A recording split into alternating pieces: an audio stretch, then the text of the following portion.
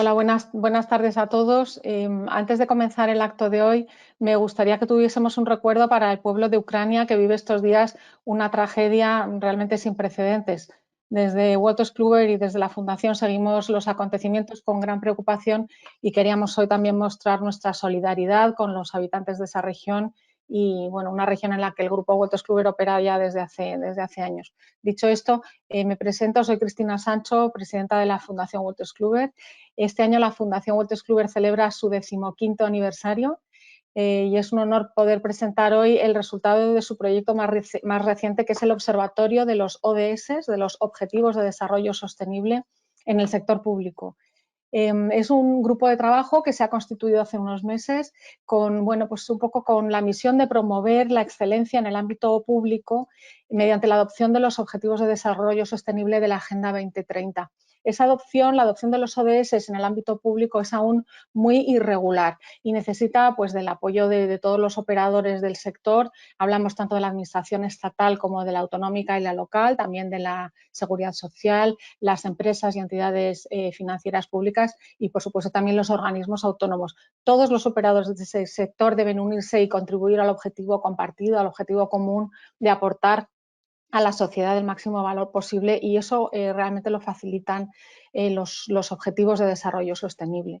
La elección del tema para este primer informe que presentamos hoy, que es la transparencia como antídoto a la corrupción en la contratación pública, creemos que aporta un gran valor si tenemos en cuenta el último informe denominado Índice de la Percepción de la Corrupción que ha publicado la ONG internacional Transparencia Internacional en enero de este año, en el que, bueno, pues no deja a España en un lugar muy relevante, sino que más bien estamos perdiendo posiciones. El informe del observatorio hoy va a aportar una perspectiva inédita a un problema que, según este índice de percepción de la corrupción, está muy lejos de verse superado. Aporta también al informe que presentaremos hoy una herramienta de trabajo, estoy segura, especialmente necesaria para contribuir a erradicar la lacra de la corrupción en el ámbito en particular de la contratación en el ámbito público. Según esta ONG internacional, Transparencia Internacional, España ha descendido 2 puestos en el ranking de percepción de la corrupción desde el informe anterior, desde el índice del año anterior.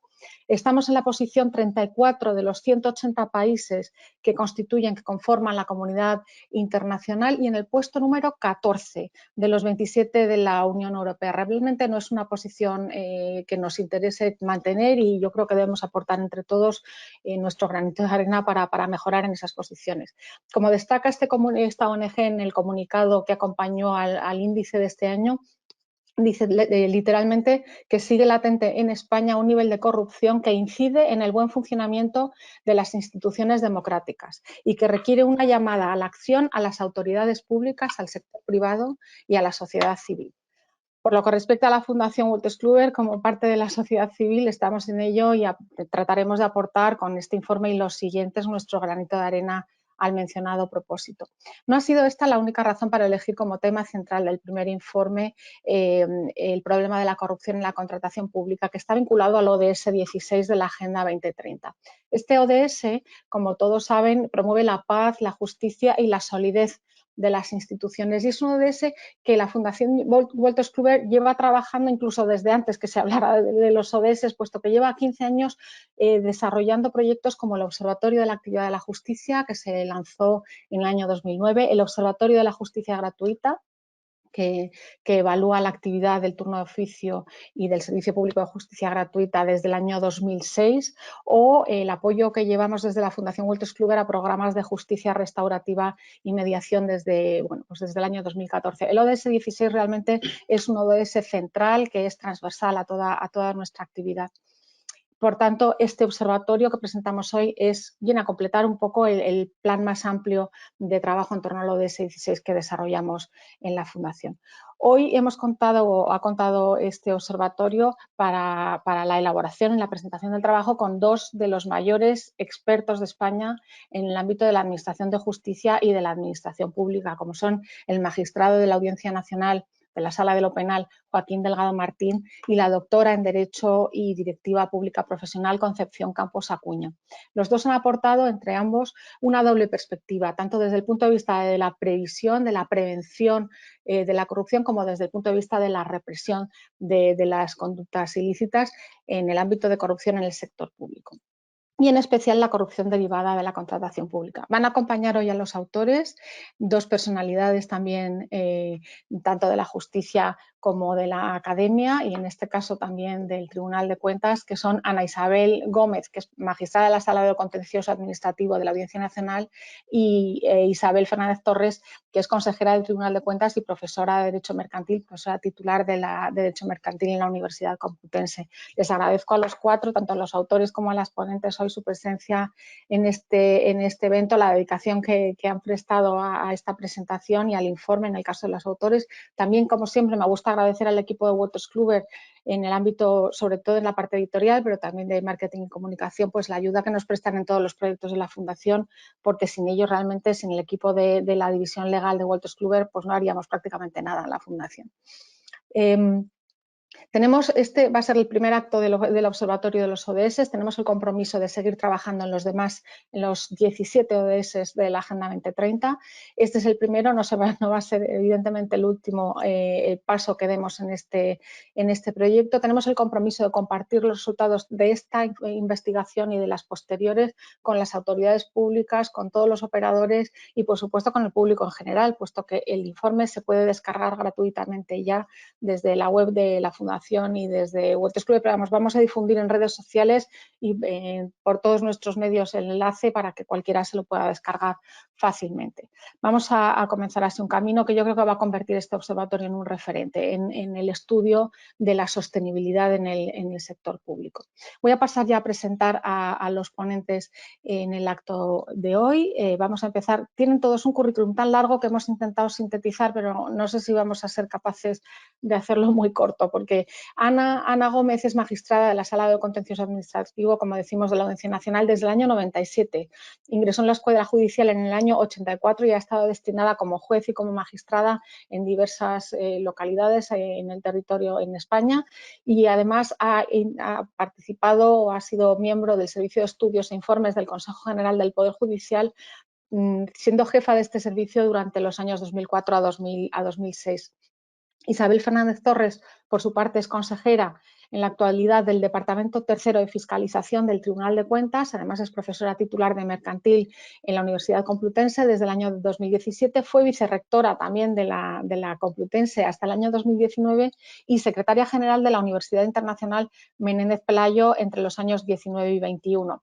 Isabel tiene una larga trayectoria muy activa a nivel nacional e internacional. Es académica correspondiente de la Real Academia de Jurisprudencia y Legislación, miembro del Consejo Académico de Blockchain Intelligence Law Institute, miembro del Consejo de Redacción de dos revistas, la de Derecho Bancario y Bursátil y la revista La Ley Mercantil. Es autora de innumerables publicaciones, 4 monografías en revistas nacionales e internacionales indexada, y además es ponente habitual en seminarios realmente muy interesantes como el que se celebra anualmente entre la Universidad de Harvard y la Complutense en Boston, pero también ha participado en seminarios en Toulouse, la Universidad Paris o la Universidad Interamericana de Puerto Rico. Joaquín Delgado, también con un largo currículum, es magistrado desde el año 90. Actualmente presta servicio en la Sala Penal de la Audiencia Nacional, es doctor en Derecho Procesal por la Universidad de Barcelona y desarrolla una larga y amplia labor docente y de investigación en 4 grandes ámbitos. Por resumir, me lo ha mandado él mismo porque su currículum tenía como 8 páginas y me ha dicho que su preocupación más importante en este momento está destinada a la tutela judicial de los más vulnerables. Cuando hablamos de vulnerables queremos decir menores, discapacitados y víctimas, especialmente víctimas de violencia de género. También en el ámbito de los desafíos tecnológicos, la transformación digital de la justicia, la prueba digital, etcétera. En tercer lugar, en la dimensión internacional de la jurisdicción, tiene Joaquín una larga trayectoria en el ámbito de la cooperación judicial internacional y en el seguimiento de la jurisprudencia y la legislación de la Unión Europea. Y por último, se ocupa también con intensidad en el ámbito del compliance procesal, es decir, en la relación que existe entre los programas de cumplimiento con el proceso penal. Termino ya presentando a Concepción Campos Acuña, también con un currículum interminable. Es doctora en Derecho, máster en Derecho de las Administraciones e Instituciones Públicas por la Universidad de Santiago de Compostela, especialista en gestión pública, formada en la Federación Española de Municipios y Provincias, autora también de numerosas monografías y múltiples publicaciones. Me he saltado que es secretaria de la Administración Local, categoría superior, y codirectora de la red Localis. Además de autora y colaboradora en multitud de publicaciones, es miembro del Consejo Editorial de la REGAP, de las Comisiones de Modernización y de Nuevas Tecnologías de la Federación Española de Municipios y Provincias, así como del Comité para la Mejora de la Regulación Económica en el Ministerio de Economía. Ha sido reconocida con diversos premios, entre los que destacan el premio Ramón Massagué y Mir al mejor libro de Derecho Local 2013-2015 y con el premio Innovadora Destacada 2016 por el Congreso Nacional de Innovación y Servicios Públicos. Ya doy paso a los ponentes, he hablado muchísimo, lo que nos importa es oírles a ellos. Sí que quería recordarles que cuando termine las intervenciones vamos a tener un slot, unos 15 minutos para plantear preguntas a los autores del informe y a las dos ponentes que tenemos hoy, y esperamos que resulte esta conversación de interés. A los que no hayan podido asistir se les enviará de todas maneras el enlace a la sesión que está siendo grabada. Damos paso ya por fin a Joaquín Delgado.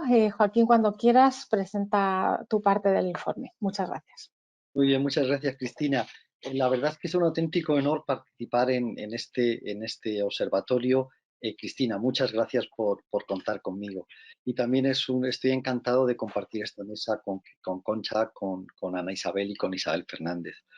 Para mí es un auténtico honor compartirla. Y yo he preparado una pequeña exposición que voy a apoyar en PowerPoint. Lo que quiero preguntar es, antes de seguir, si se ve se ve la pantalla, perfecto.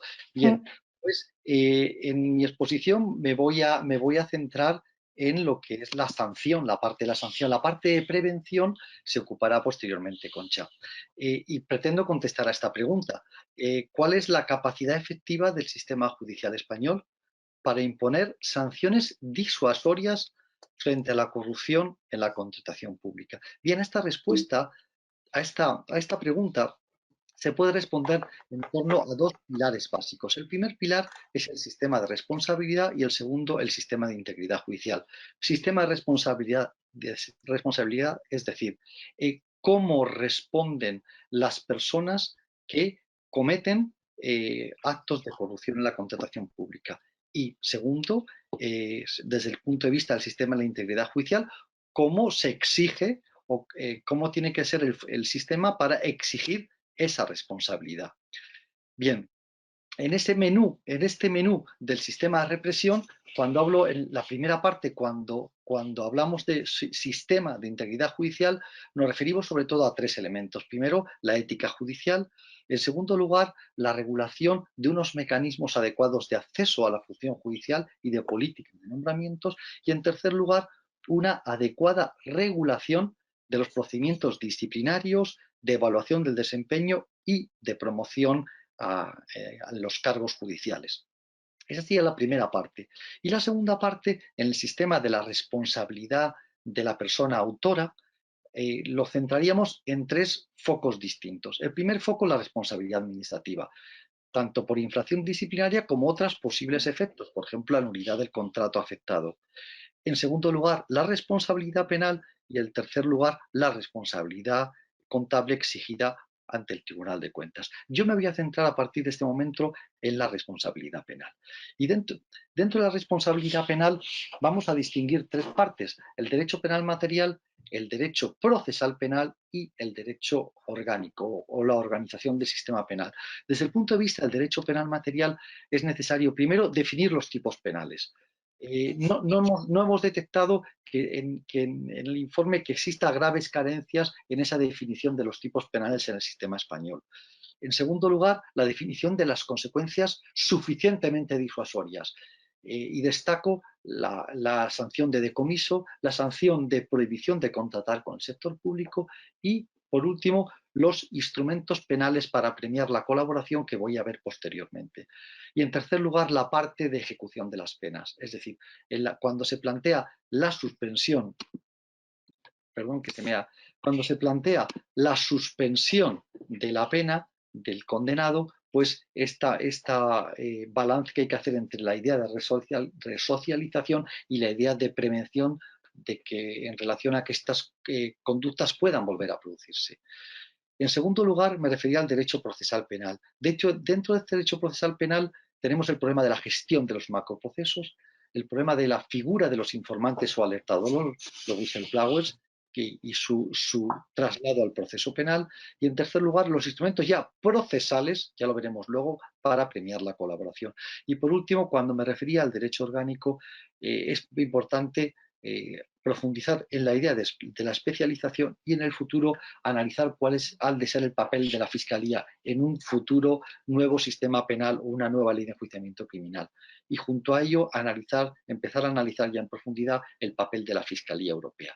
Bien, esto sería el papel del sistema penal. Pero yo aquí me quiero centrar en las zonas de confluencia entre la prevención y la represión. Y esas zonas de confluencia son tres. Primero, los programas de compliance para contratistas y adjudicatarios. En segundo lugar, la pena de prohibición de contratar. Y en tercer lugar, los instrumentos para fomentar la colaboración de la justicia. Cuando hablo de los programas de compliance para contratistas y adjudicatarios, me refiero a tres elementos distintos. En primer lugar, antes de contratar, me hago la siguiente pregunta. ¿Cabe exigir legalmente el cumplimiento de estos programas o el contar con estos programas de compliance como requisito previo para contratar con la administración? En segundo lugar, cuando ya se enjuicia a empresas contratistas por hechos de corrupción, estos programas de compliance adecuados pues tienen que tener necesariamente efectos atenuatorios y o eximentes de la responsabilidad penal. Y en tercer lugar, una vez ya se ha condenado a la empresa, también hay que plantear estos programas de compliance como elementos para rehabilitar a la empresa para contratar con la administración. El segundo elemento es la prohibición de contratar con el sector público. Cuando hablo de la prohibición de contratar, esta prohibición puede venir por dos partes. Primero, cuando existe una condena a la persona jurídica, se puede condenar, puede tener una consecuencia administrativa de prohibición de contratar, que está en este artículo 71.1a de la Ley de Contrato del Sector Público. Pero además, la propia sentencia penal puede condenar expresamente a una prohibición de contratar con el sector público. Pues bien, en ambos casos es necesario que exista una buena conexión entre la administración de la administración pública y la administración de justicia. ¿Para qué? Para que cuando existan sentencias dictadas por los tribunales, éstas lleguen cuanto antes a conocimiento de la Junta Consultiva de Contratación Pública del Estado y del propio Ministerio de Economía y Hacienda, para que ejerciten sus respectivas competencias en relación a esas prohibiciones de contratar. Y además, cuando existan ya una sentencia penal que condene a esta prohibición, pues que llegue de forma efectiva a conocimiento de los órganos de contratación. En tercer lugar, en estas zonas de confluencia quería referirme a los instrumentos para premiar la colaboración. Aquí estos instrumentos primero pueden tener efectos en una terminación del proceso con carácter anticipado, impidiendo la continuación del proceso penal contra el colaborador, que se trataría, por tanto, de instrumentos procesales. En segundo lugar, también como instrumento procesal, terminar el proceso con antelación, pero ya con una conformidad y, por tanto, con una condena menor. En tercer lugar, es seguir el proceso, terminar con la condena del colaborador de la justicia, pero se le impone una pena menor como consecuencia de la colaboración eficaz. Hablamos de una atenuación de la responsabilidad penal y, por tanto, instrumentos penales de derecho penal material.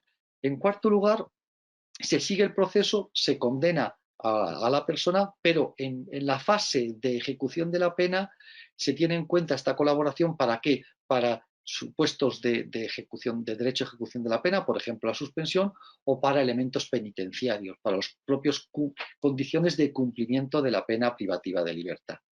Y destaco que estas tres últimas posibilidades pueden presentarse también de forma conjunta. Pues bien, ¿cuáles son esos instrumentos penales? Voy a hablar penales y luego voy a hablar de los procesales. Los instrumentos penales para la persona física son, primero, los específicos, que están en dos artículos, en el cohecho y en la malversación. Aquí están 426 y 434. Y también están las genéricas de la atenuante genérica de confesión. La atenuante de confesión ya sea genérica o analógica. Y además tenemos la específica de la colaboración activa con organizaciones criminales del 574. Estos son los instrumentos penales para la persona física. También existen instrumentos penales para impulsar la colaboración con la persona jurídica, que son los atenuantes de este artículo 31.4 del Código Penal, que son atenuantes que se trata de colaborar, se trata de reparar, se trata de haber establecido medidas eficaces, y luego también está la posibilidad de que la existencia de un buen programa de cumplimiento lleve consigo o una eximente o una atenuante de la responsabilidad en este artículo 31 bis 2 del Código Penal. Pues bien, junto a estos instrumentos penales también puede haber instrumentos procesales para premiar la colaboración. Primero, la falta de solicitud de medidas cautelares o levantar las que se han adoptado. En segundo lugar, la falta de adopción de medidas de investigación, una entrada de registro, una sede de una sociedad, el precinto de locales, el interrogatorio de directivos, es decir, que se deje de utilizar estos elementos contra la empresa, porque recordemos que estos elementos pueden tener amplios efectos sobre el daño reputacional. Por otra parte, la existencia de una conformidad con la consiguiente reducción de las solicitudes de pena por parte de la acusación, la falta de acusación por el fiscal, se puede plantear incluso, aunque no está regulado expresamente, un sobreseimiento parcial en fase de instrucción, y luego posibles efectos sobre la situación del investigado en fase de instrucción, la libertad provisional. En todo caso, sí que hemos detectado en el informe que no están bien regulados estos instrumentos procesales para premiar la colaboración. Ya entro en un decálogo de conclusiones. La primera conclusión es que es necesario mejorar el marco procesal y organizativo del sistema penal. Y ese mejora del marco procesal y organizativo tiene que venir con mayor dotación de medios, más modificaciones organizativas, más reformas legales. En segundo lugar, en concreto, aplicando esta idea general, concretándola, es necesario agilizar la instrucción y el enjuiciamiento de los macroprocesos por corrupción. Hay muchos procedimientos, muchos de ellos conocidos que han salido en prensa, donde la instrucción se dilata y el juicio oral también. En tercer lugar, es necesario abordar un debate social sobre las ventajas y límites del fomento de la colaboración con la justicia y además, qué instrumentos procesales se pueden utilizar para premiar esa colaboración efectiva. En cuarto lugar, resulta necesario fomentar la dimensión económica de la investigación policial y judicial, localización de activos, embargo, decomiso, gestión y realización de activos, blanqueo de capitales y además facilitar que los órganos de persecución penal tengan un fácil acceso y un ágil acceso a determinados datos económicos. En quinto lugar, es importante perfeccionar los mecanismos de conexión, hablo de mecanismos de interoperabilidad entre el sistema judicial y la administración pública para facilitar la eficacia de la prohibición de contratar en caso de condena firme por la comisión de determinados delitos. En sexto lugar, es necesario proteger a los informadores / alertadores, los whistleblowers, en su relación con el proceso penal. En séptimo lugar, es necesario que los programas de compliance de contratistas y licitadores contemplen elementos específicamente destinados a prevenir la corrupción en la contratación pública. En octavo lugar, hay que impulsar medidas para mejorar la eficacia de la instrucción y del enjuiciamiento en el ámbito del Tribunal de Cuentas y también para la ejecución rápida y completa de las sentencias del Tribunal de Cuentas. En noveno lugar, cabe acometer o sería necesario acometer reformas legislativas que aborden, primero, los problemas de instrucción y enjuiciamiento de los macroprocesos, probablemente en el seno de un nuevo proceso penal, En segundo lugar, que regula el régimen jurídico de los informantes en su relación con el proceso penal. En tercer lugar, que contemplen instrumentos procesales para premiar la delación y la colaboración eficaz con la justicia. Y por último, y este sería la última conclusión de este decálogo, sería bueno constituir un foro estable, de reflexión estable, sobre los problemas de prevención y represión de la corrupción en la contratación pública, y en la que puedan participar la administración, las empresas y el sistema de justicia. Y con esto ya termino mi exposición y muchas gracias. Yo no sé si he sido... Muchas gracias, Joaquín. Vamos a dar paso ahora a la intervención de Concepción Campos. Me cuesta no llamarte Conchi, ¿verdad? Concepción Campos Acuña, que va a presentar la parte de la prevención desde la administración pública, de la prevención de la corrupción. Muchísimas gracias, Cristina, Fundación Wolters Kluwer, por la oportunidad de participar en este proyecto, por el que le tengo que felicitar, porque lidera, como siempre, pues la vanguardia de lo que debe ser este futuro, ¿no? Que desde el año 2015 nos hemos dado para intentar alcanzar este 2030 con una sociedad mejor, con una sociedad más sostenible y alineada precisamente con esta Agenda 2030. Y sobre todo por la oportunidad de haber compartido trabajo con Joaquín Delgado, con el excelente, extraordinario y vamos, tengo que decir que he aprendido mucho, no, muchísimo, trabajando con él y espero seguir haciéndolo en futuras ocasiones. Es un privilegio, ¿no? Precisamente hablábamos de por qué elegíamos este tema a la hora de abrir, ¿no?, esta serie de informes sobre los ODS y su proyección precisamente dentro de la serie de informes de la Fundación Wolters Kluwer.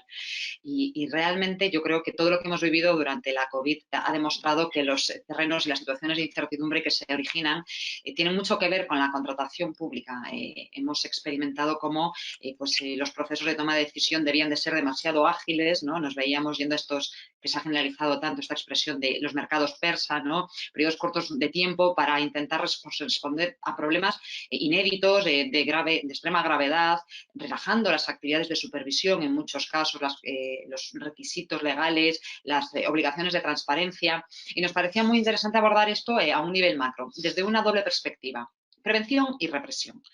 ¿Por qué prevención? Creo que la pregunta es necesaria, pero sobre todo es obligatorio saber que tenemos que actuar desde la prevención. Es necesaria la parte de la represión, pero la prevención nos asegura que no se producen ineficiencias en los recursos públicos, que no se cometen irregularidades, que no siempre van a ser de la parte de represión, no siempre van a acabar en la parte de los delitos, ¿no? Quizás sean otro tipo de responsabilidades o irregularidades de carácter administrativo, pero que tienen un coste en términos de calidad de los servicios públicos, porque la contratación es esto, es una herramienta estratégica, es una herramienta para alcanzar también los ODS, una herramienta que nos ayuda a proveernos de mejores bienes, de mejores servicios. Lo que tenemos que evitar es que se convierta en una herramienta para la corrupción. Por desgracia, en los últimos años hemos experimentado cómo los grandes casos de corrupción estaban vinculados a la contratación pública, ¿no? Nos dice la OCDE que la contratación pública es la actividad de gestión pública y que está más expuesta a los riesgos de corrupción. Tiene elevados niveles de presupuesto y esto es un grave riesgo de corrupción en sí mismo considerado, ¿no? Entre un 14 y un 20% del PIB. No digamos ahora, con los fondos Next Generation le dedicaremos alguna reflexión. Bueno, por supuesto, ni el magistrado Joaquín Delgado ni yo misma vamos a exponer todo el informe. Les remito a todos para que lo consulten, pero sí que quiero pues dar unos esbozos, ¿no?, sobre todo de qué hemos tenido en consideración, ¿no?, pues precisamente para ver a dónde nos conduce, ¿no?, porque realmente los estudios a nivel internacional siempre nos dicen que la corrupción nos lleva a menores niveles de inversión, a niveles menores de productividad, desincentiva precisamente la circulación de capital, genera inseguridad y, por lo tanto, es malo para el conjunto de la economía. Por esto, para reducir la corrupción hemos entendido que tenemos que intentar alterar los incentivos que se producen. Claro, en el que tenemos actores muy distintos. Tenemos autoridades políticas, tenemos funcionarios, los clientes, los usuarios de los servicios públicos, pero también los contratistas, ¿no? Yo suelo utilizar mucho una expresión, no hay corrupción sin corruptor. En este caso tenemos que tener muy en cuenta la doble posición, ¿no?, la de la administración, pero también la del sector privado, que coadyuva o no a mejorar precisamente los niveles de transparencia y los niveles de integridad en la contratación pública. Se trata de intentar democratizar estas toma de decisiones y facilitar también un mayor escrutinio, ¿no?, sobre la diligencia debida, por una parte, por parte de la administración pública, pero también por el sistema que digamos que controla, ¿no?, a los contratistas públicos. En esta situación nos tenemos que plantear qué marco legal nos damos. Bueno, a nivel internacional se encuentra recogido en el mismo, pero me quiero centrar en los esfuerzos normativos que hemos realizado en España en los últimos años. Tenemos un marco normativo heredero de Europa, de las directivas de cuarta generación, que fija desde el año 2018 unos elevados niveles de estándares de integridad, pero también de transparencia. La pregunta es suficiente? Y la respuesta es compleja, porque podríamos decir que en el BOE podría ser suficiente. Lo que no resulta suficiente es el abordaje, la implementación práctica de la misma. Y voy a citar dos casos muy concretos como son la transparencia y la integridad. La transparencia se contempla mucho más amplia en el nuevo marco normativo y sabemos, ¿no?, lo decía Luis Brandés, la luz del sol es el mejor desinfectante, ¿no? El conocer la información permite además que los hackers cívicos puedan coger la información en formatos abiertos, reutilizables, gracias a la contratación electrónica, y ellos mismos nos hagan esta rendición de cuentas a las que se niega la administración pública. Una de las cuestiones a las que hemos concluido es que en España no tenemos institucionalizado la rendición de cuentas. No es la rendición de cuentas que se hace al Tribunal de Cuentas, sino a la ciudadanía, a la sociedad en su conjunto. No está en el marco legal. Ahora mismo se encuentra en tramitación la modificación de la Ley de Transparencia. Creo que es un buen foro para sugerir que se institucionalice una obligación de rendición de cuentas por parte de los poderes públicos y de la gestión de actividades que representan tanto en términos económicos, pero también para la vida de la ciudadanía. Pensemos cómo se relaciona la administración pública con la ciudadanía y cuántas veces esto se hace a través de contratos públicos. Por lo tanto, ¿tenemos un marco legal suficiente? Como soy gallega, les diré que depende. El marco legal es suficiente si lo aplicamos bien. ¿Qué quiero decir con esto? Desde el año 2018, la ley en su frontispicio habla de integridad. La ley nos habla de medidas para prevenir y luchar contra la corrupción, contra el fraude, contra los conflictos de intereses. Del examen que hemos realizado, de la investigación de los informes que existen, de los órganos fiscalizadores, de la Oficina Independiente de Regulación y Supervisión de la Contratación, de los distintos tribunales de recursos, la conclusión es que no se ha tomado en serio por parte de los poderes públicos el mandato legal. Es un mandato legal, no es una recomendación, no es una buena práctica que se le sugiere a las administraciones públicas, a los poderes públicos en España, ¿no? Una fiscalización del artículo 64 de la ley nos llevaría a esto. No contamos con un sistema de integridad en la contratación pública. El cuarto plan de gobierno abierto, que también reflejamos dentro del propio informe y la conexión que tiene con esta situación y con esta realidad, sí contempla el desarrollo de sistemas de integridad holísticos, completos. Y luego volveré sobre esto cuando hable de los fondos Next Generation y de las paradojas que se producen en el marco normativo, ¿no?, que tenemos consecuencia, ¿no? La OCDE nos dice que hay 3 pilares para hablar de prevención y lucha contra la corrupción. Un sistema de integridad coherente, complejo, global, transversal al conjunto de la administración pública. ¿Tenemos este sistema? No. Hemos concluido, hemos investigado, hemos puesto los datos, a lo largo del informe hemos ido diagramando las distintas obligaciones legales y en qué medida conforman o no conforman este sistema de integridad, que podría ser un sistema de compliance, de public compliance, y no lo tenemos. Más allá de la transparencia, que quizás sí que se cumple más, ¿no?, lo que serían todas las normas en materia de integridad, no están en esto. Tenemos una cultura de integridad, de esto habla mucho la OCDE.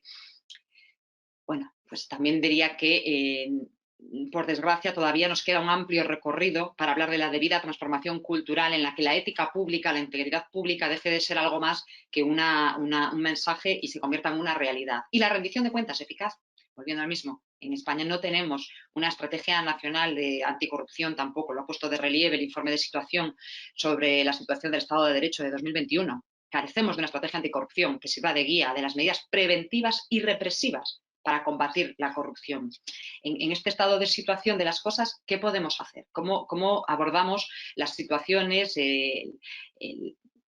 digamos, el enfoque que deberíamos de dar? Porque la idea de estos informes, aparte de arrojar luz y de aportar datos en la investigación, es siempre de carácter extremadamente propositivo. Es decir, intentar aportar posibles soluciones, posibles enfoques, ¿no?, tal y como acaba de expresar ahora el magistrado delegado en sus conclusiones. Y para ello también hemos querido ver un momento de oportunidad que ha surgido además precisamente cuando estábamos en plena elaboración del informe.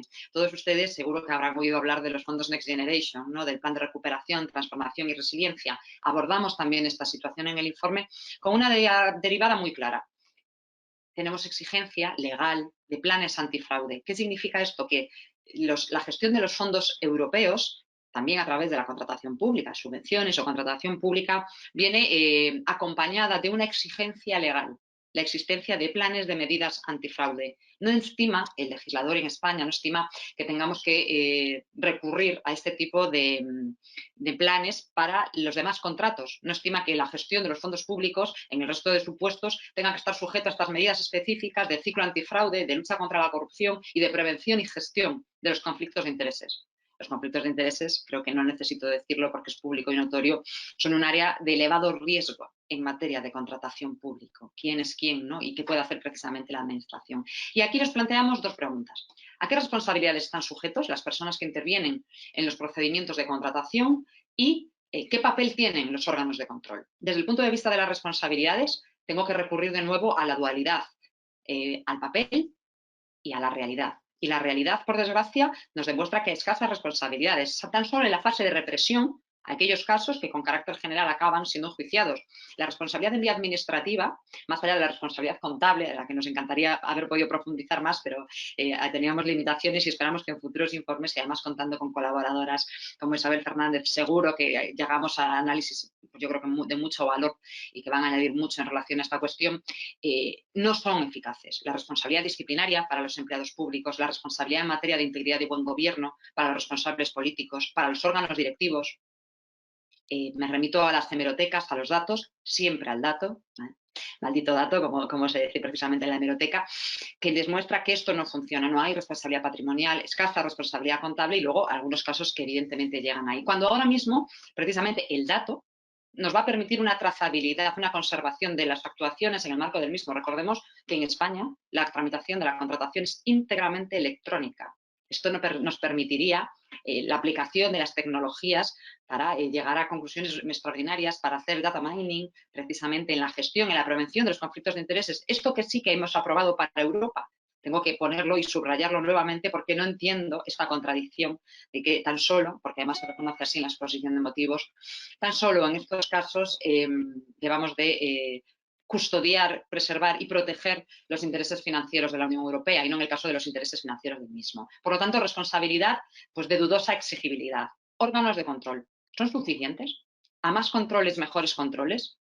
Desde el año en que se aprueba la normativa en materia de transparencia, hemos visto una eclosión de órganos de control, órganos de transparencia, órganos de buen gobierno, órganos en materia de acceso a la información pública. Se ha creado la OIRESCOM, exigencia de Europa.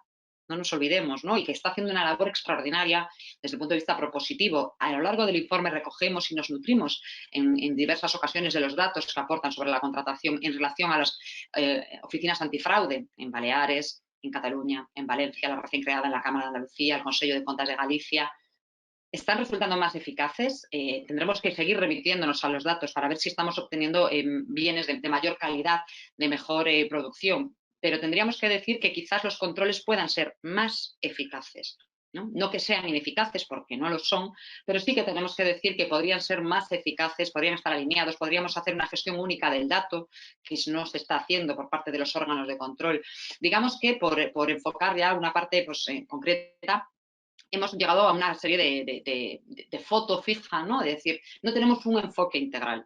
Esto es una afirmación que se puede hacer sin ningún género de dudas para abordar la prevención y la represión de la corrupción en la contratación pública. No solo nos lo apelan desde organismos internacionales, sino que el examen y la investigación del marco normativo, del marco aplicativo y del operativo nos demuestran que esto es así. No tenemos un sistema que nos permita garantizar esta relación calidad-precio, esa mejora de la contratación pública. No hay un marco de gobernanza del dato.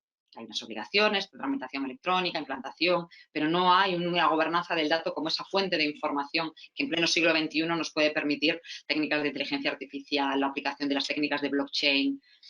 No hay profesionalización en la contratación pública.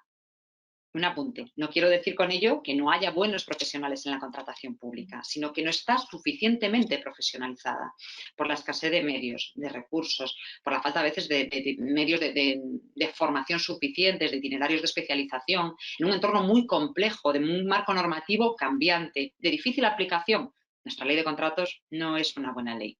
Esto yo creo que también no hacía falta que lo dijéramos el magistrado Delgado y yo, pero no es una buena ley y creo que esto se lastra, ¿no? No tenemos un sistema que nos permita sancionar los incumplimientos. Aquellas instituciones que no publican la información en materia de sus contratos o no la publican adecuadamente, no tenemos ninguna vía de represión, no hay sanciones en materia de transparencia, no hay sanciones en materia de falta de publicación de la información, no hay suficientemente delimitado el marco de prevención y gestión de los conflictos de intereses, el sistema de denuncias que ya recogía la normativa en materia de contratación pública. No nos tendría que haber hecho falta este anteproyecto de ley de personas que informan de transposición de la directiva.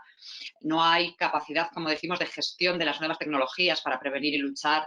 No se capacita a la ciudadanía en algo que hemos abordado en el informe, que es la contratación pública abierta, como las redes académicas, el periodismo de investigación, los expertos de la materia, pero también los movimientos sociales adecuadamente estructurados y con las capacidades que tienen de monitoreo y seguimiento, de open contracting, por ejemplo, ¿no? No hay conocimiento de las prácticas colusorias. Bueno, digamos que tendríamos, como dice un amigo mío, mucho espacio de mejora. Ante la constatación de todas estas deficiencias, hay mucho espacio de mejora.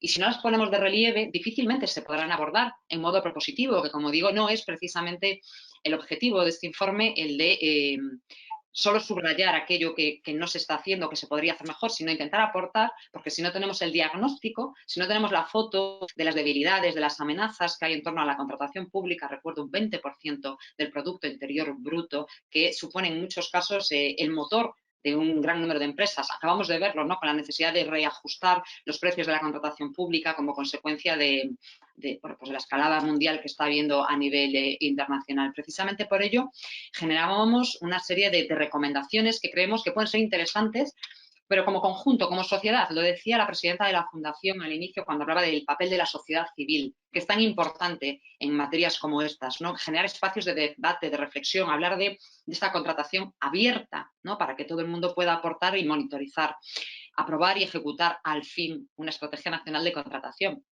Las leyes no hacen milagros. Está en la ley desde el año 2017, en vigor desde marzo del año 2018. Sin embargo, se ha incluido ahora en el Plan Nacional de Recuperación, Transformación y Resiliencia, componente 11. Bienvenido sea. Aprobémosla por fin y al fin, ¿no? También junto con una estrategia de lucha contra la corrupción y prevención. Hacemos la contratación pública, trabajémosla, pero no solo dentro de la administración. Recordemos, no hay corrupción sin corruptor. Profesionalicemos la contratación pública también de la otra parte. Las grandes empresas, las pymes que representan el 95% del tejido productivo de España y que tan difícil les resulta, ¿no?, acceder a este marco operativo, ¿no?, y que tanto podrían hacer también en el marco del desarrollo, ¿no?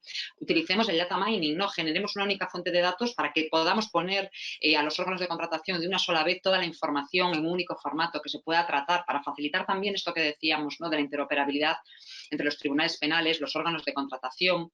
Hemos impuesto planes antifraude para gestionar los fondos Next Generation. Generalicémoslo. La primera piedra, que es la más difícil para construir los sistemas de integridad, ya está ahí, ¿no? Los frameworks de integridad de los que nos habla la OCDE. Pues aprovechemos el momento, aprovechemos la oportunidad para poder hacerlo y, sobre todo, comprometamos al conjunto de la sociedad. Yo creo que con este informe hemos intentado hacer este dibujo, ¿no?, del marco de la prevención y de la represión, porque tiene que haber consecuencias a los incumplimientos y el marco de la responsabilidad administrativa es insuficiente, el marco legal es ineficaz parcialmente desde el punto de vista de este objetivo, no de otros, sí desde el punto de vista de la prevención. Creo que no nos lo podíamos permitir en el momento en el que iniciamos esta investigación y creo que ahora, en este contexto, por desgracia tan terrible, ¿no?, en el que nos encontramos, todavía nos lo podemos permitir menos. Así que no puedo sino invitar a todas las personas que nos están escuchando a descargarse este informe, a leerlo y sobre todo a intentar que entre todos, sociedad civil, que somos también cada uno de nosotros y de nosotras, ayudemos a construir una sociedad mejor, una sociedad alineada con el ODS 16, con instituciones sólidas, justas y transparentes. Muchísimas gracias a la Fundación, a su presidenta, por la oportunidad de participar en este proyecto. Muchísimas gracias, Concha. La verdad es que apasionante todo lo que has dicho. Yo me he estado tomando aquí notas como una loca, porque se me ocurren muchas ideas de cosas que se pueden hacer. Quería también comentar, antes de que sigamos ya con la mesa redonda y la intervención de las ponentes, hay una posibilidad para que los asistentes hagan preguntas en el apartado preguntas del cuadro de mandos este que aparece a la derecha de mi pantalla. No sé si todo el mundo lo tiene a la derecha, pero si hay algún asistente que tenga preguntas en mente puede ir haciéndolas ya. Iremos tomando nota para hacérselas al final de la charla a la persona a la que vayan dirigidas. Perdonad por la interrupción. Doy paso ya para que debatáis con las ponentes las cuestiones que tenéis en mente.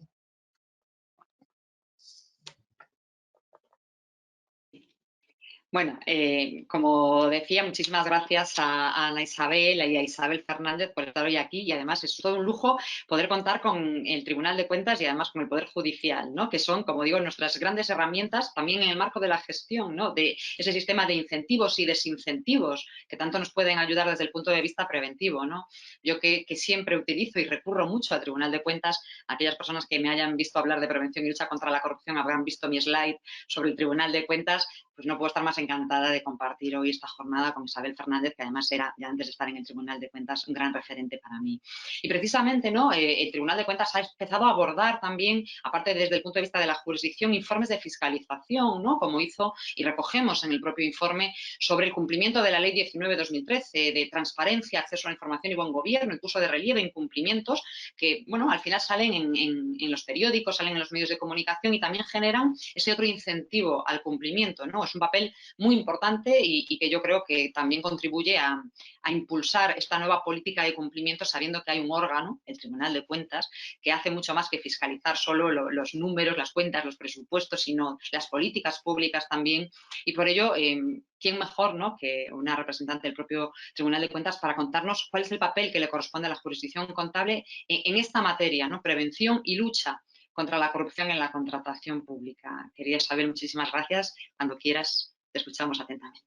Bueno, pues muchísimas gracias. En primer lugar, a la Fundación Wolters Kluwer y, por supuesto, a su presidenta, que cuando Cristina me dice ven, pues tardó segundos en aceptar por muy diversas razones. Es un placer siempre poder colaborar y participar en algo de lo que ella organiza, porque son siempre actos, seminarios, presentaciones de lo más relevantes. Y hacerlo hoy aquí y hacerlo con las personas que nos acompañan, pues para mí es realmente un honor. El informe me resultó, que me lo trasladaron, me resultó tremendamente interesante y yo me pongo a su disposición si en algún momento quieren alguna colaboración para actualizarlo en el futuro. Estaré encantada de proporcionar alguna, pues, datos, información o colaborar como lo estimen conveniente. Bien, yo siempre digo que desde hace unos meses que creo que el Tribunal de Cuentas es un gran desconocido. Y es un gran desconocido porque efectivamente Concepción ha apuntado muchísimas ideas muy bien, porque el tribunal no se limita a esa función de fiscalización de, bueno, pues de las cuentas, del gasto público o hacer esa labor de esa cuenta general del Estado o a fiscalizar también a las comunidades autónomas y ver su vertiente también en la vertiente económica y también en la vertiente presupuestaria. El Tribunal de Cuentas en esa función de fiscalización hace mucho más. Hace tiempo que ha dejado esa labor, digamos, de fiscalizar cumplimiento, nada más, sino que analiza, pues, las políticas públicas, analiza y hace fiscalizaciones atendiendo y preocupándose por eso, el cumplimiento de esos principios de eficacia y de eficiencia que son tan importantes. Por lo tanto, hacemos, digamos, o se hacen fiscalizaciones que son operativas y no de mero cumplimiento, y eso es muy importante. Es una de las funciones más importantes que realiza, pero evidentemente no es la única. Tiene otra vertiente, otra función, que es la que apuntaba Concepción hace un momento, que es la de la jurisdicción o el enjuiciamiento de la responsabilidad contable. Quizás esta sea, si salimos de este ámbito, digamos, más académico, más profesional, quizás esta sea una labor más desconocida para la ciudadanía. Lamentablemente ha sido más conocida en tiempos recientes porque la actualidad, digamos, de alguna manera ha podido mandar, pero sí es importante advertir que, y para que la gente lo conozca y lo sepa, que el tribunal, bueno, pues de alguna manera tiene una completa o ejerce una verdadera jurisdicción basada en los mismos principios pues, de independencia, inamovilidad de sus jueces, de legalidad, etcétera, etcétera. Por tanto, hace una función o un papel de esa jurisdicción contable, bueno, pues absolutamente necesaria, plena, y es compatible con el ejercicio de otras de la potestad disciplinaria, por ejemplo, e incluso de la actuación en la jurisdicción penal.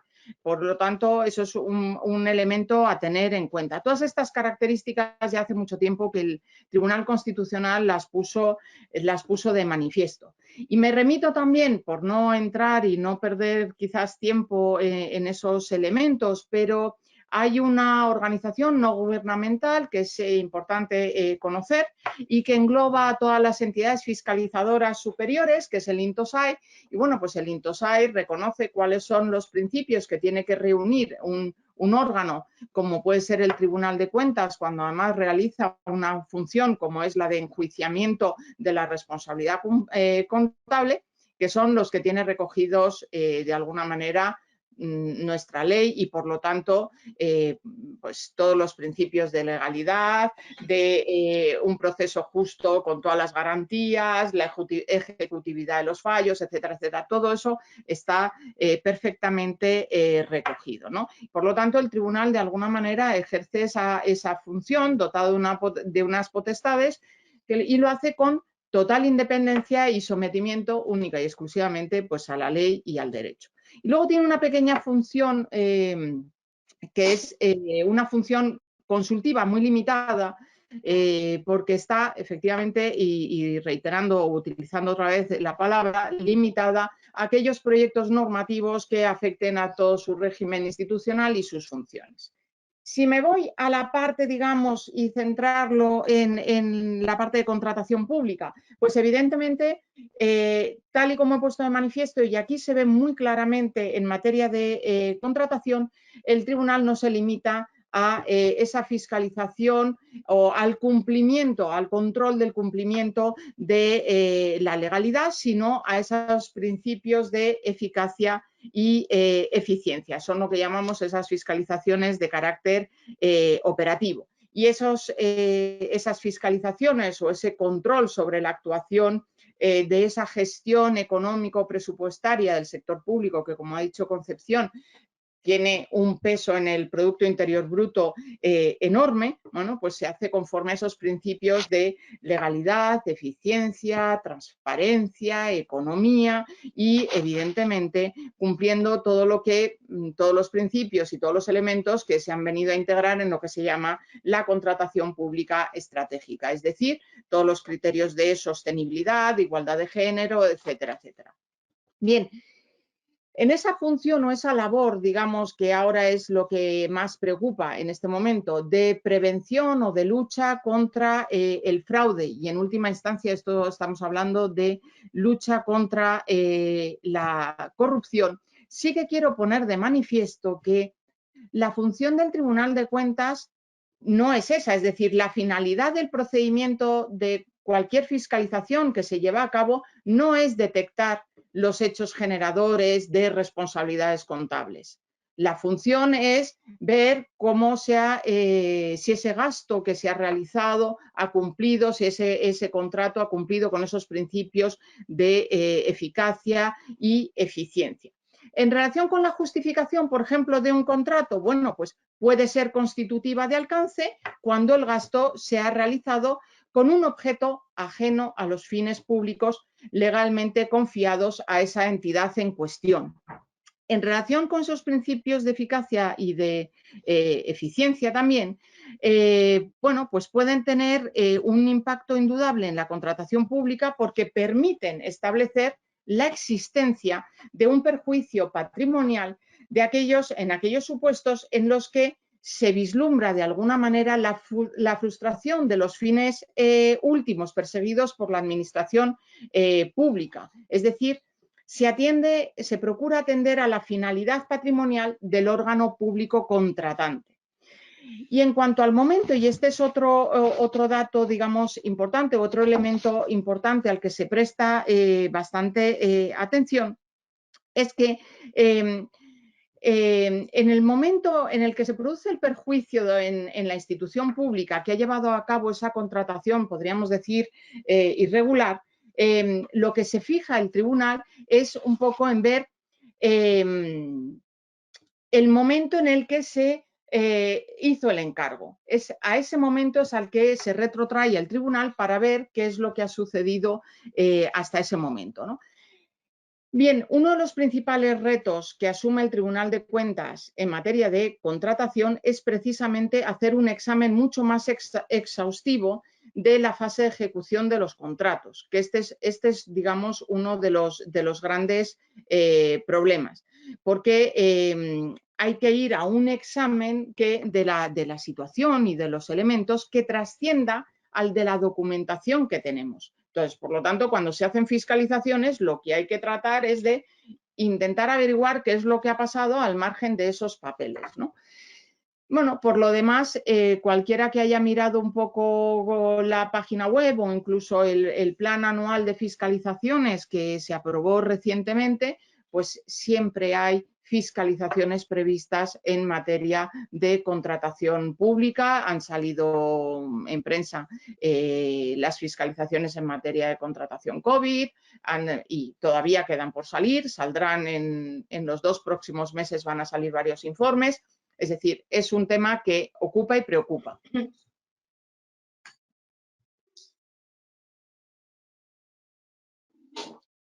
Estaba silenciada, perdón. Sí. Muchísimas. Sí. Estas cosas de que esto uno se queda hablando solo y que no me deben estar escuchando. Muchísimas gracias, Isabel. Joaquín, si quieres continuar. Buenas tardes otra vez. Bueno, yo me voy a dirigir ahora a Ana, Ana Isabel Gómez, magistrada con la que tengo mucho cariño hace muchísimos años. Hemos trabajado juntos en el Consejo del Poder Judicial cuando éramos un poquito más jóvenes. Y la verdad es que es una auténtica experta en esta materia. Por tanto, es un honor que compartir contigo esta mesa. Fíjate, Isabel, o Ana Isabel, Ana, en el informe hemos detectado que muchos de los problemas que se plantean no tienen tanto que ver con el derecho material, sino sobre todo con la forma en que está organizado el sistema judicial para dar respuesta a los problemas. Si hablamos de proceso penal, pues pensamos en Gürtel, pensamos en Pokémon, pensamos en Malaya, pensamos en los ERES. Es decir, hay muchos procesos por corrupción en la contratación pública que han tenido gran repercusión mediática, pero que han tenido grandísimas demoras en su tramitación, tanto en fase de instrucción como en fase de enjuiciamiento. Y además, este retraso de la resolución judicial pues también está afectando en mayor o menor medida a otras jurisdicciones. Entonces, Ana, la pregunta sería que ¿cómo pueden mejorarse estos tiempos de respuesta de la justicia? Bueno, buenas tardes a todos. Yo también quiero agradecer a Cristina, no me voy a demorar, es un placer compartir este seminario con vosotras porque el tema de la contratación pública nos ocupa muchas horas a algunos y tener otras visiones del mismo problema es realmente muy enriquecedor. Respecto de los tiempos, pues vamos a ver, es el caballo de batalla de la justicia en general y de todos los procedimientos. Sobre los procedimientos penales, yo creo que tú, Joaquín, lo has dejado muy bien apuntado. Yo, respecto de los procedimientos penales de los que llevo ya años alejada, lo que sí se me ocurriría añadir a lo que tú has dicho es que quizá el camino sea evitar en lo posible, es imposible evitar los macroprocesos porque hay conductas muy complejas en las que interviene mucha gente, pero que sí quizá evitar en la instrucción las aperturas de una pieza, de otra pieza, porque al final sabemos cómo termina esto. Termina después de muchísimos años, con mucha frustración de los operadores jurídicos y de la propia sociedad, Y en lo posible creo que eso se debería de evitar. Creo que habría que avanzar por la senda de unos procedimientos más ágiles. Ya sé que siempre lo decimos y nadie ha dado con la solución concreta, unos procedimientos más ágiles. Yo sí que creo que en algunos órganos judiciales, como es la Sala Penal de Audiencia Nacional, en algunos juzgados de instrucción, por lo menos a nivel provincial, y que creo que dado que la complejidad de la delincuencia cada vez, a este nivel, la delincuencia económica, la corrupción cada vez es más compleja, creo que sería bueno que se especializase al máximo los órganos judiciales, que hubiese una especialización en esta materia. Y además creo que es muy, muy necesario que los jueces y los fiscales cuenten con personas independientes que vengan avaladas por su experiencia, por su imparcialidad y que puedan asesorar en materias como la economía, la contabilidad, porque creo que si hubiese ese asesoramiento de lo que los jueces no sabemos, sabemos derecho, pero no sabemos contabilidad y no sabemos de otras muchas materias, que al final confluyen en la investigación de los procedimientos, creo que sería muy bueno contar con esa colaboración, porque eso orientaría quizá la investigación, evitaría muchas diligencias de instrucción, a veces innecesarias, que alargan hasta el infinito los procedimientos y que al final pues los devalúan, porque esa es la verdad. Luego quizá en la fase siguiente, en la fase de enjuiciamiento, pues creo que también de alguna forma se debería regular un poco, sé que es difícil, pero quizá que no se puedan producir situaciones como las que se producen, que cuando se abre juicio oral y se va al enjuiciamiento de procedimientos que han estado instruyéndose muchísimo tiempo, se suspende el juicio y una vez y se suspende otra vez. Porque claro, lo de la celeridad de la justicia es algo que todos valoramos como positivo, pero no nos engañemos. Siempre hay alguien a quien no le interesa nada que el juicio se celebre, porque eso es así y todos son pegas y todos son obstáculos. Y yo creo que esos son males que se pueden, desde luego no solucionar del todo, pero quizás sí paliar. Si nos vamos al procedimiento contencioso administrativo, donde vemos los procedimientos de contratación, pues bueno, aparte de las peculiaridades de cada órgano judicial, de su carga de trabajo, pues hay que tener en cuenta que no hay órganos especializados en materia de contratación. Los juzgados no están especializados, o sea, no hay unos juzgados que se dediquen exclusivamente a esto. En las salas, pues en algún Tribunal Superior de Justicia, en la sala contencioso, igual en las ciudades grandes, en algunos se dedican exclusivamente a contratación, pero no me consta. En la Audiencia Nacional vemos contratos en función de los ministerios que llevamos. Las secciones que, la mía, por ejemplo, que llevamos, bueno, el Ministerio de Fomento, sigo llamando Fomento, ahora se llama de Transporte, Movilidad y Agenda Urbana. Pues, claro, lógicamente tenemos muchos más contratos, fundamentalmente de obra. Además, también llevamos Sanidad, que también está en los últimos tiempos en todo lo alto. Y después, por vía de recurso de apelación, al llevar ese ministerio, pues llevamos los procedimientos que ven en primera instancia los juzgados centrales de ADIF y de AENA. Es decir, es un sector donde hay mucho. ¿Qué pasa? Pues que claro, la sección que lleva el Ministerio de Medio Ambiente ve los contratos de medio ambiente. La sección que lleva Ministerio de Defensa, pues ve los contratos de los cuarteles o de lo que sea. Es decir, que no hay una sección que se dedique exclusivamente a los contratos. Después tampoco hay un procedimiento especial para materia de contratación. Quiere decir, los males que padecen los procedimientos contenciosos administrativos en materia de contratación son los mismos que sufren los procedimientos en materia tributaria o en cualquier otra materia. En la labor de acelerar, de dar celeridad a los procedimientos contenciosos administrativos, ahí estamos implicados todos. Desde la oficina judicial que funcione correctamente, que se dé cuenta de lo que haya que resolver al magistrado ponente o al juez.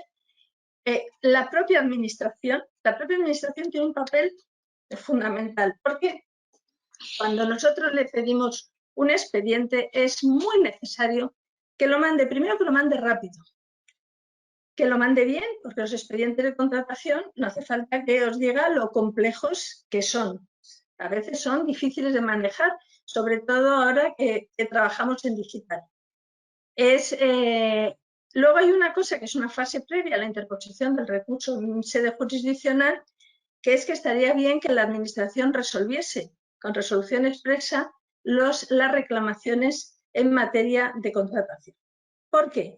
Primero, aliviaría los procedimientos porque los recursos se dirigirían contra aquellas partes que no hubiesen sido estimadas o hubiesen sido rechazadas, tendrían unos razonamientos que combatir y después no estarían sujetos al plazo de 2 meses para interponer el recurso contencioso administrativo. Pero claro, si las reclamaciones de 5 millones de euros, de 10 millones de euros, se resuelven desestimándolas por silencio administrativo, la cosa todavía se complica más.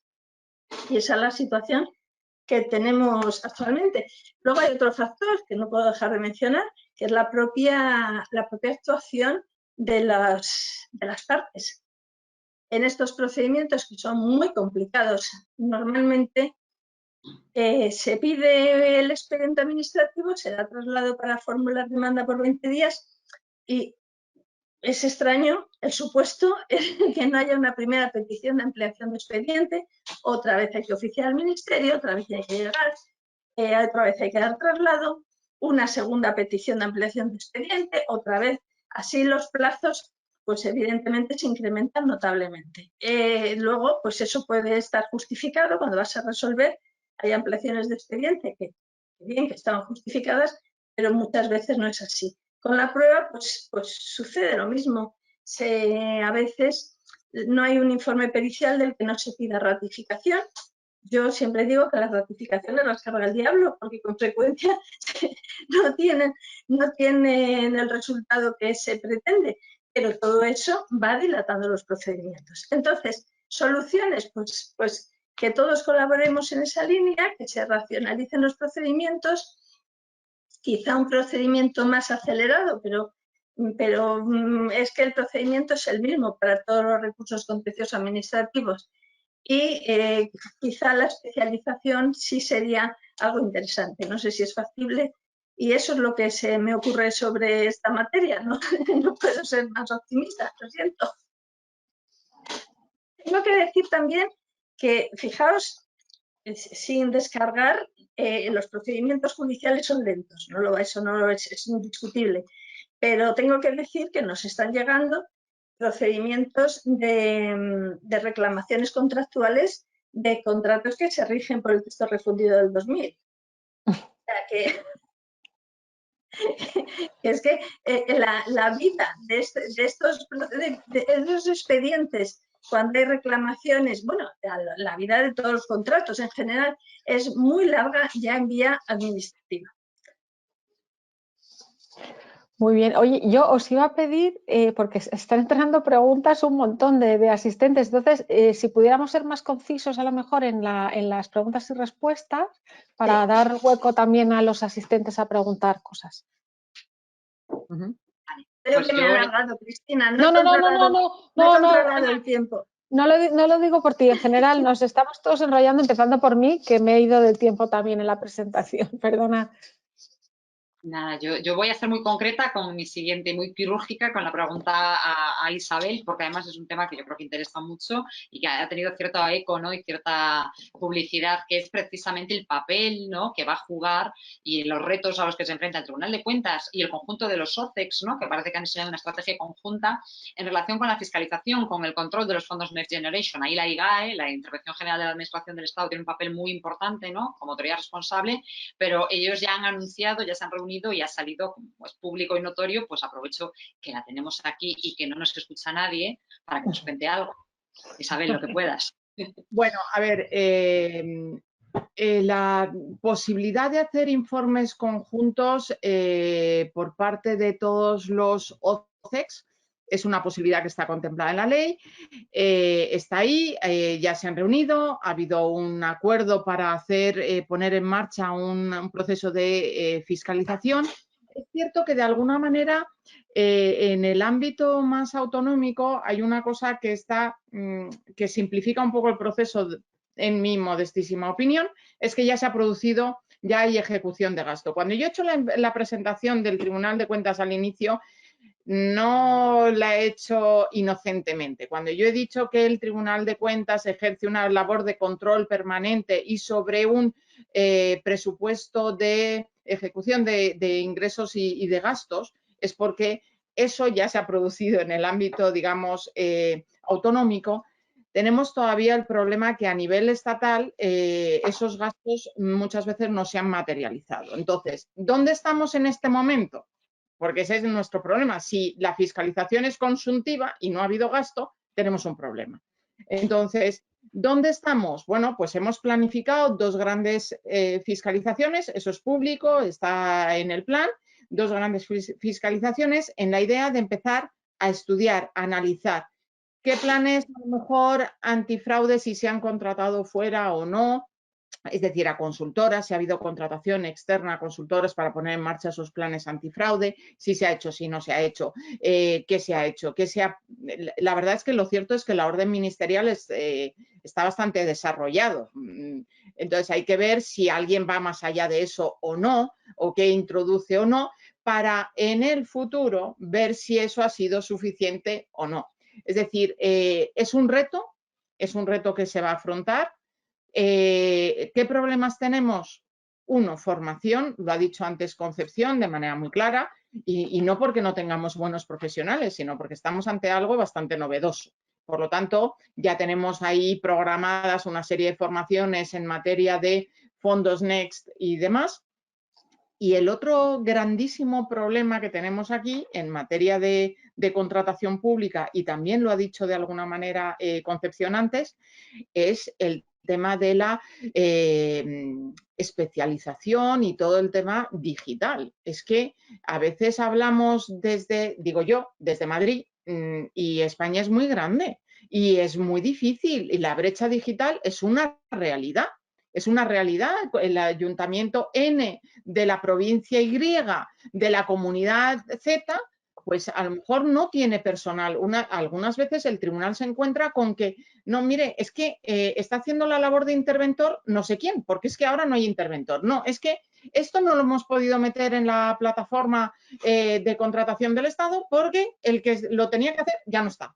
El pobre alcalde está solo y no sabe cómo hacerlo. Es que hay un problema de base que que hay que afrontar, y que los fondos Next nos ponen ante una situación que es complicada, Pero si queréis quedaros con la idea, fiscalización de fondos, por supuestísimo, va a ser el gran reto.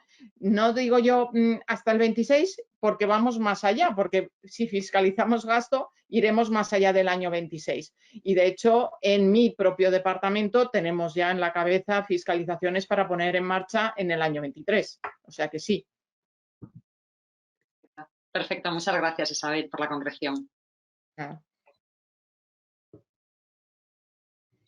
Con la brevedad que ha solicitado Cristina, en la práctica muchas veces no resulta fácil deslindar el delito frente a la infracción administrativa. Entonces, Ana, te pregunto, ¿cómo conseguir deslindar esta línea roja tan delgada que hay entre la jurisdicción contenciosa administrativa y la penal?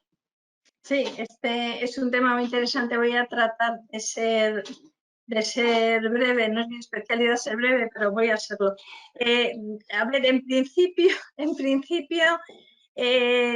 los ámbitos de la jurisdicción penal y la jurisdicción contenciosa administrativa son claramente diferenciables. La jurisdicción contenciosa administrativa se somete a juicio de legalidad un acto, una resolución, una disposición general, y el procedimiento, como es un procedimiento que se rige por el principio de justicia rogada, esto es muy importante y una diferencia enorme con la jurisdicción penal, viene determinado, la decisión que se adopte en vía contenciosa administrativa viene determinada por la pretensión que deduzcan las partes en la parte recurrente en su demanda. Con lo cual ya ahí estamos limitados por eso.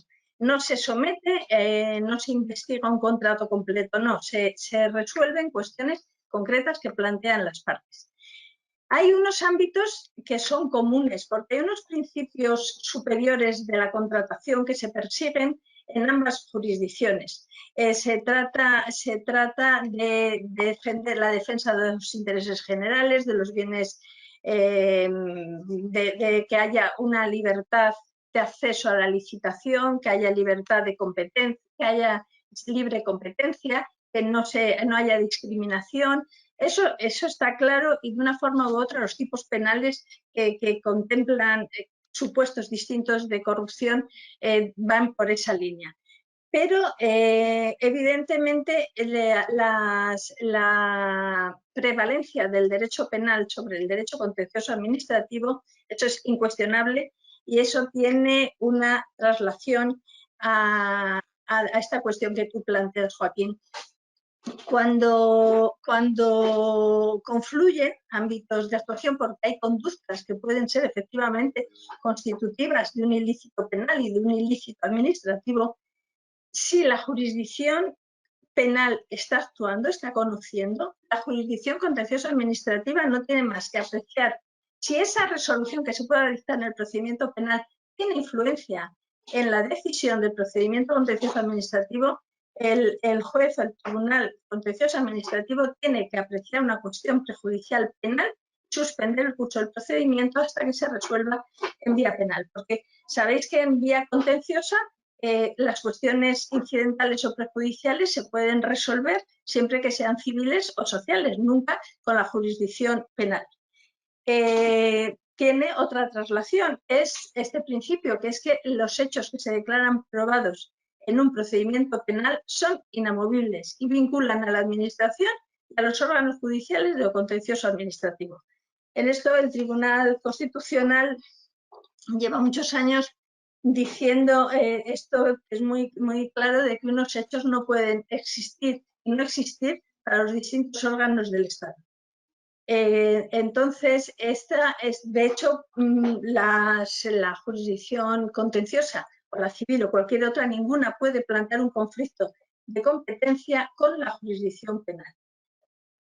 Por tanto, esto es ya el punto de partida. Y esto se traslada, claro, fundamentalmente a las infracciones, a los expedientes sancionadores en vía administrativa, que es donde más se puede producir esto. Porque si en un procedimiento de contratación normal se detecta hechos que puedan ser constitutivos de delito, el juez de lo contencioso administrativo no puede hacer una valoración de esos hechos desde el punto de vista penal.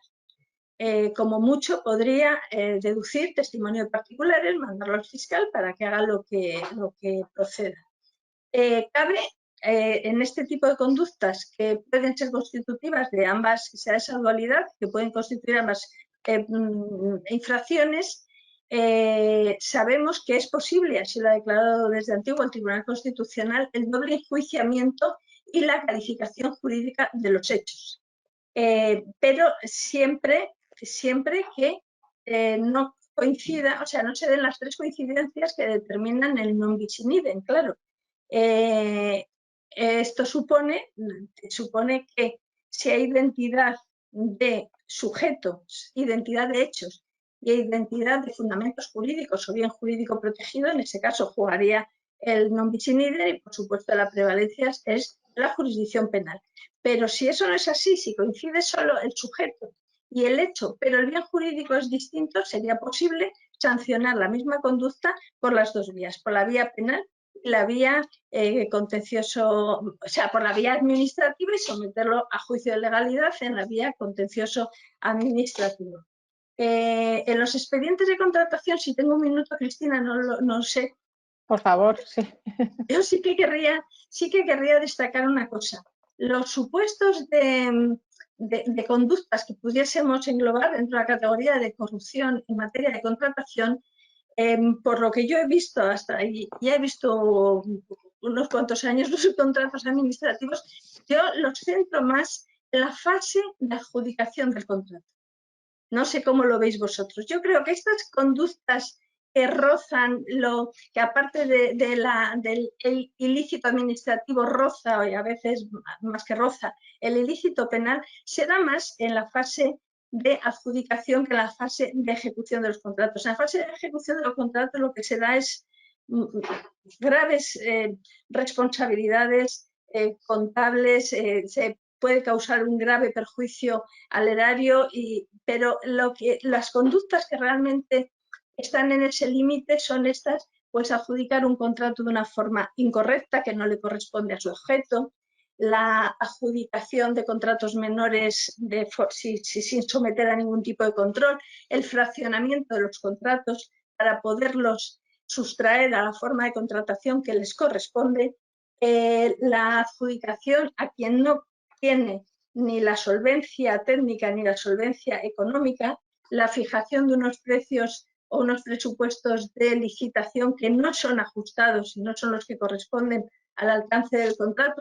En fin, no me alargo más, solo quería, porque sí que me interesa, porque creo que dentro de la larga vida de un expediente de contratación es muy diferente, es muy distinta, digamos, el peligro de incurrir en conductas de estas que se producen en la fase de adjudicación de los contratos que después. Muchas gracias. Concha, ¿tú querías preguntar algo? No, bueno, yo no sé si damos paso ya a las preguntas de... Pues yo os iba a proponer que sí, porque están entrando varias preguntas y yo creo que es interesante también saber, bueno, resolver un poco las dudas que tienen nuestros oyentes hoy. Había una pregunta que yo creo que va dirigida a Ana. Me las han dirigido todas a mí, pero yo no las voy a responder, van a ser los ponentes. Decía una de nuestras asistentes que le parece muy buena idea lo de apoyar a los jueces con expertos en contabilidad, economía y cualquier otra materia. La verdad es que sí. Y nos preguntaba, a lo mejor es que se quiere postular, ¿qué requisitos necesitarían dichos expertos para poder ser requeridos como apoyo a los jueces? ¿Y dónde se podría organizar y cómo, vamos, más que dónde, cómo se podría organizar este sistema de expertos?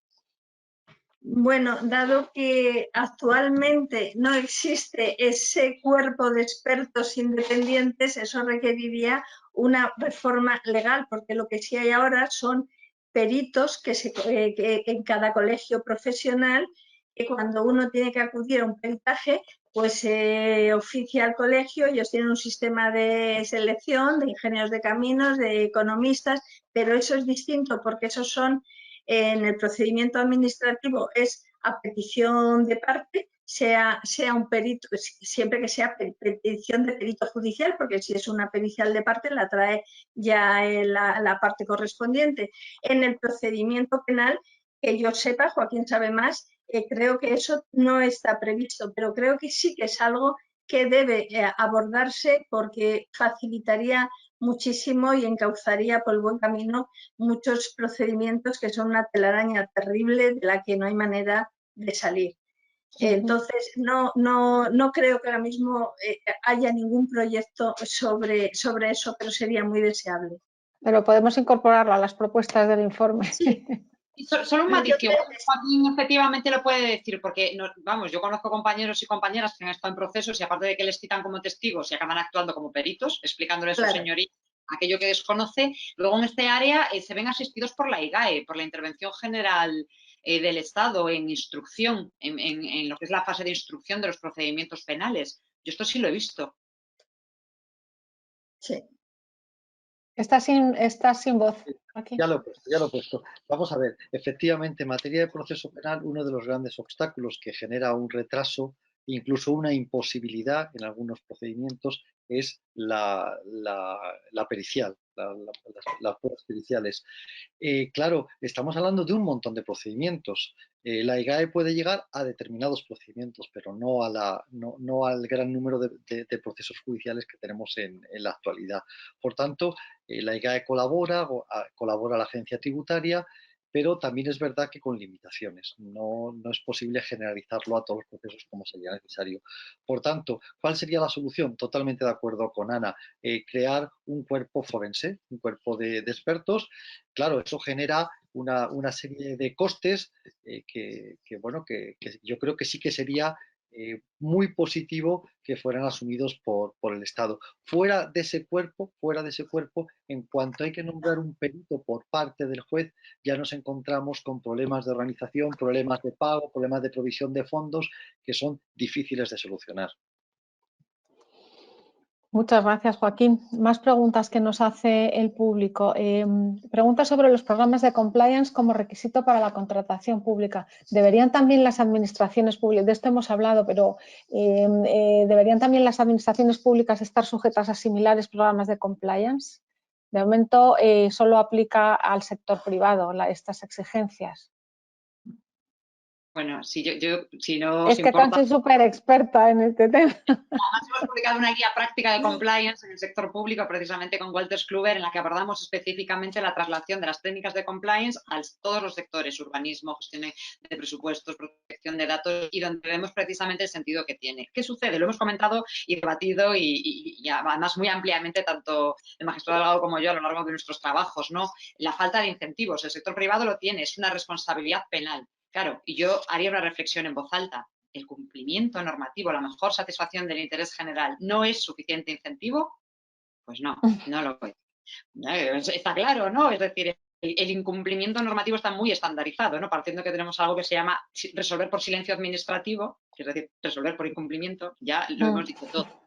Pero sí que creo que estos son los marcos de integridad institucional de los que viene hablando la OCDE desde hace muchos años y que realmente se trasladan, se mimetizan en gran medida canales de información, códigos éticos, profesionalización, seguimiento, evaluación. Los pilares de un programa de compliance se mimetizan en gran medida con los sistemas de integridad. Antes hablaba precisamente Isabel, ¿no?, de si estos planes antifraude se limitan, ¿no?, solo a los fondos, y yo siempre digo que aprovechemos el viaje, ¿no? Si no tiene sentido que gestionemos unos estándares éticos y otros sin estos estándares, con un código, con un órgano antifraude y demás. Yo creo que no hay ningún obstáculo legal, no habrá una obligación legal, pero no hay nada que lo impida aprobar un sistema de integridad. Y específicamente para lo que recoge nuestro informe, la contratación pública, hay un precepto, artículo 64 de la Ley de Contratos del Sector Público, que lo lleva diciendo y está en vigor desde marzo del año 2018. Los órganos de contratación están obligados, no dice se aconseja, fomentarán, promoverán, no dice, están obligados, adoptarán medidas para la prevención y la lucha contra el fraude, la corrupción, la gestión de los conflictos de intereses, garantizar la libre concurrencia, la igualdad de licitadores, para evitar la distorsión de la competencia. Es una obligación legal y se puede instrumentar perfectamente a través de compliance. De hecho, yo entiendo que es la herramienta idónea. Muchas gracias. Vamos a tener que dejarlo casi aquí porque por ser respetuosos con el tiempo, pero antes de terminar no me resisto a pediros un titular a cada uno de cuál creéis que sería la medida estrella, cuál sería vuestra prioridad en esta lucha contra la corrupción en la contratación pública. Yo empezaría a lo mejor por Isabel, que hace un rato que no habla. Bueno, yo creo que lo ha dicho, son ideas que han salido a la luz hoy y bueno, no me entretengo. Transparencia y digitalización. Las nuevas tecnologías creo que nos van a aportar herramientas muy útiles para un mejor control, un mayor control, y en lo que se refiere desde luego a la labor de un tribunal como el Tribunal de Cuentas, unas fiscalizaciones mucho más amplias y que permitan ir mucho más a los temas centrales y mucho más integrales. O sea que digitalización y transparencia. Y transparencia. Joaquín, ¿qué opinas? ¿Qué tip nos das así para terminar? Titular. Titular. En la parte de la represión no nos encontramos sobre todo con un problema de derecho material, sino que nos encontramos con un problema de cómo se aplica las normas por parte del sistema judicial. Para ello necesitamos reformar el procedimiento, sobre todo el proceso penal, que recordemos que es del siglo XIX, y además necesitamos modificar la propia organización. Y esa organización tiene que venir de la mano no solamente de más medios, sino también una transformación digital que nos haga profundizar en esta vía. O sea, que digitalización, tú vas también por esa vía. Muy bien. Uno de los elementos. Uno de los elementos. Ana, si quieres, ¿tienes un titular, una propuesta prioritaria? Yo diría, por complementar lo que ha dicho Isabel, que estoy plenamente de acuerdo, quizá creo que igual sería bueno que no hubiese tantas autoridades de contratantes, tantas autoridades ya sé que esto también es un poco una quimera, pero debería haber o unos controles previos antes de contratar, unas exigencias mínimas a la hora de contratar, porque no tenemos tiempo, pero yo tenía aquí una lista de ejemplos escandalosos. Creo que tiene que haber controles previos y exigencia de responsabilidad a quien contrata, vulnerando principios básicos de la contratación administrativa. Si nos quieres poner uno de esos ejemplos escandalosos, somos todo oídos, ¿eh? ¿Tienes alguno así? Para pues ilustrar. Por ejemplo, adjudicar un contrato de suministros para la fabricación de cuatro coches de tren, 4 elementos de tren, por un negociado sin publicidad, porque en una primera licitación que era imposible que nadie fuese a la licitación, efectivamente no fue nadie. A los pocos días una adenda, se amplía el contrato, a los pocos días segundo protocolo otra adenda y lo que eran 4 trenes quedaron en 46, lo que eran 16 millones de euros, quedaron en 60 y tantos. Es el primer caso importante de nulidad de contrato. El Ministerio de Fomento tuvo que ir a la revisión de oficio. Un caso, y además como tiene sentencia firme, Puedes contarlo. Bonito caso. Porque no sé, quiero decir, eso tiene que dar lugar a responsabilidades. Está claro. Y para terminar, Concepción. Sí, bueno, de esto podríamos hablar mucho, ¿no? De contratos que empiezan siendo 500.000 euros y acaban siendo 5 millones de euros, unos cuantos. Tenemos, por desgracia, el AVE, por ejemplo, ¿no? En nuestro país, las modificaciones que había. Bueno, yo digo, mi carta a los Reyes Magos, transformación cultural, que la ética y la integridad formen parte del ADN del funcionamiento, que nadie tenga estas tentaciones, formación, capacitación, Pero como hay que ser realista, también digitalización, un órgano de control eficaz, que aproveche la gestión del dato para prevenir y para reprimir, ¿no? Tenemos esta herramienta que tiene la Generalitat Valenciana, SATAN, que tiene este acrónimo tan sugerente, ¿no? Que hace cruces de bases de datos, apertura de los datos del registro mercantil, levantemos el velo de las empresas, descubramos quiénes son. Está en el 4º plan de gobierno abierto. No nos lo estamos inventando el magistrado Delgado y yo, está en el 4º plan de gobierno abierto y directiva europea. Abramos los datos para que los datos nos ofrezcan una gestión integral. Pues muchísimas gracias a los 4. Ha sido realmente interesantísima la sesión de hoy. Creo que cerramos muy bien. Creo que también hemos empezado con la presentación de hoy pues un camino hacia, esperemos que el observatorio se convierta en un referente, no digo el principal, pero sí en un referente para el estudio de la sostenibilidad en el sector público. Yo creo que bueno, lo que perseguimos todos es la excelencia de las instituciones, la ejemplaridad también en el comportamiento de la sociedad en su conjunto y al final la prosperidad de nuestro país. Así que a los 4 muchísimas gracias y a los asistentes recordarles que tendrán la grabación porque hay mucha gente que se ha registrado y no ha podido asistir. Recibirán todos la grabación de esta sesión y también habrá una crónica de la misma en los medios en los próximos días. Muchas gracias a todos y espero que nos veamos pronto en el siguiente informe del observatorio. Un saludo. Muchas gracias. Gracias, Cristina. A todos, gracias.